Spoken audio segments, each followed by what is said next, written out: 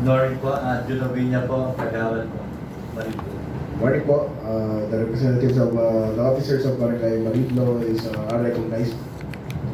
So sir, ito, basahin ko lang. So, letter A, resolution number 94, series of 2024. A resolution requesting the Sangguniang Panglungsod to intervene in the restitution or return of Barangay Mariblo's property located along FPJ Avenue, formerly Roosevelt Avenue, corner Rivera Extension, which has been occupied and used by Barangay Paraiso for more than 2 decades. Sige sir, sino po yung introducer? I'm Kagawad Jerome Paisa. Mr. Chair, kiniklaim po namin yung Barangay Hall ng Paraiso. Dahil po nasa map po ng Barangay Mariblo yung tinatayuan ng Barangay Hall ng Paraiso in more than 2 decades. Mr. Chair, halos 3 kapitan na po ang nag-occupy noon. Eh ngayon po, nag-usap-usap kami ng Barangay Council na dapat i-claim na ng Barangay Mariblo yun. Eh yung mga demand letter po namin na 3 times kami sumulat si Kapitana Tita Valdez, ini-ignore lang po ng Barangay Paraiso. Kaya po kami lumalapit dito kay Majority Floor Leader, pati kay Mayor, na sana po matulungan kami makuha na po yung property rights na tinatayo ng Barangay Paraiso. At saka meron na po sila kasi may barangay hall na po silang bago na binigay ni Mayor along San Joaquin Street, Barangay Paraiso. So wala nang dahilan para ma-retain pa sila sa area nila, sa may barangay hall nila, dahil meron na po silang bagong barangay hall na bigay ni Mayor Joy. So, Other Kagawad, baka meron pa sasabihin. This is your time or chance, no? To air your voice out what you have in your mind. Kasi boundary sa pinag-usapan na naman dito. Kaya pala po. Kasi sir, no? Pagka may problema, tinabinabato sa Mariblo. Pero ang lahat ng kaso ng mga Mariblo, ng Paraiso, binabato doon sa Mariblo yan. Nangyari sa kanila yun sa Paraiso. Kaya nagkakaroon kami ng problema. Sasabihin, Mariblo ang sumasakop niyan eh. Nagkakaroon ng kaso. So, Other Kagawad, sige po. Saka meron po rin kaming parang gustong gawin doon sa magiging, kung mababawi po, gagawin parang relocation center namin. Ay, by evacuation or basta yun po, yung kung pwedeng parang may mga, kung ano pa na maitutulong sa constituent, pwede namin magawa doon sa area na.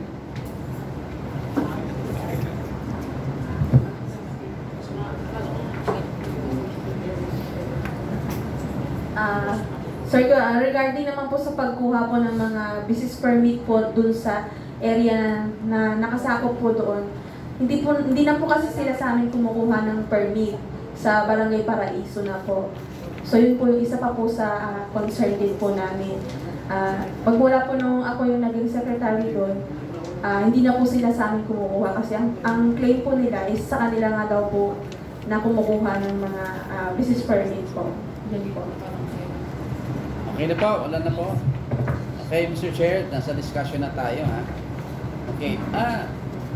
Madam Secretary, hindi tayo nag-i-issue ng permit, ha? Sa barangay. Nag-i-issue pa kayo ng permit? Clearance po. Okay. Yan, niliwanag ko lang, ha? Kasi yung sinabi mo kanina. Okay, ha? Tapos, sino po ang introducer? Sino po? Kayo po, Kagawad? Okay. Dahil ako po yung pinaka-senior since 1996 po. Pero hindi ka pa senior eh. Bata ka pa. Best agent sa servisyo po sa barangay. Okay. Kasi, Madam Secretary, si Kagawad kasi ang introducer. Pero yung resolution mo, wala naman nakalagay siya introducer. O, tinan mo ha. Okay, mating ka ba ng seminar? Oo. Maten. Di ba? Kailangan doon, ilagay mo kung sino yung introducer. Kasi siya yung mag-iisip doon eh. Di ba, Kagawad? Tapos nagkaroon diskusyon. Dapat nakalagay pangalan mo. Ayan, okay. Tama ba, Sek? Yeah, please take note, ha? Okay. Ngayon, Kagawad, ano ibig sabihin to intervene in the restitution or return of Barangay Mariblos property. Ano ibig sabihin? Pwede bang pakiwan namin? Mr. Chair, tulungan po kami ninyo ni Mayor Joy para po makuha po ulit mo namin yung property rights na tinakatayuan ng Barangay Paraiso. Ma-return po sa Barangay Mariblo. Sino ba nagpagawa nun? Yung po, ang unang ano po na nagpagawa po no, si namatay na congressman, si Ray Calade po. Ang ano po doon, ang kwento po doon, ano, gagawin caps on the block. Ginawa po caps on the block yun. Ngayon po, yung mga pulis po doon, tawang inabuso nila at dahan-dahang pinalis doon. Inoccupy ni Kapitan Romy de la Cruz during the term ni Kapitan Boy Dizon. Pinagbigyan ni Kapitan Boy Dizon dahil magkumparin buo po sila. Dahil wala pong barangay hall ng Paraiso, pinahiram ni Kapitan Boy Dizon pansamantala. Yung ba malapit sa creek? Opo. Yung Halos malapit sa tulay? ang Barangay Mariblo po, binabaha po kami doon. Kaya po kailangan namin yung evacuation center na doon itatayo namin para sa aming mga konstituent. Yun po ang ano. Tapos, nung pagkatapos kay Boy Dizon po, term ni, nagdire-diretso na po yun. Term ni Kapitana Liga Kawili, then Kapitan Bong Navero. 3 kapitan na po na-occupy doon. Almost mag-3 decades na po. O 28 years na po, 27 years na. So ang issue dito hindi boundaries.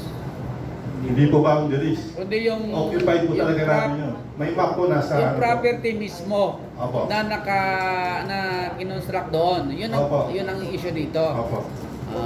Okay. Sa Mariblo po yun. May ano po sa... May records po kami sa mapping po, sir. Ay, sir. Mr. Chair. May history ito, di ba? Opo, Mr. Paano yun na-construct, di ba? Opo, ako po. Saksing buhay po ako dahil during the term po ni Boy Dizon at barangay official po ako. Kasi Mr. Chair, alam mo pagka meron kino-construct kasi ng mga infrastructure doon sa barangay, meron yung tinatawag na deed of donation kasi nung nag-construct, kung congressman ba, o city funds ba, or what, ito intended to